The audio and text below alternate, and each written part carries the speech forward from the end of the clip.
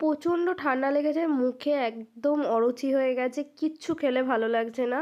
তো হঠাৎ সন্ধ্যাবেলা মনে হলো একটু ঝাল ঝাল কিছু খেলে কিন্তু ভালো হয়। তো মুড়ি ছিল ঘরে, আর ভাবলাম মুড়ির সাথে বেশ চানাচুর দিয়ে ভালো করে মেখে আর যদি বেগুনি হয় কেমন লাগে। তো সেই কথা মতোই কাজ, তাই জন্য এই বেগুনটাকে আমি পুরো কেটে নিচ্ছি। একটা গোটা বেগুন নিয়ে নিয়েছি, এখানে বেগুনটাকে স্লাইস স্লাইস করে কেটে ভালো করে জল দিয়ে ধুয়ে নিয়েছি।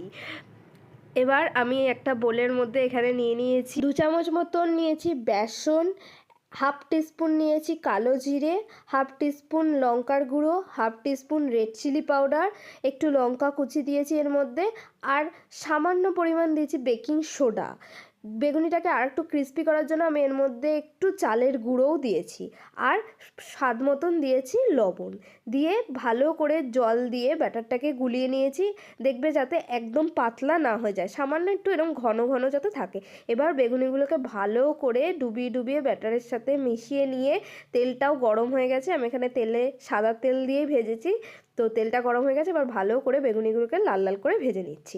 তো ভিডিওটা কেমন লাগলো অবশ্যই আমাকে কমেন্টে জানিও, আর ভালো লাগলে আমার চ্যানেলের পাশে থেকে ফলো করে দিও।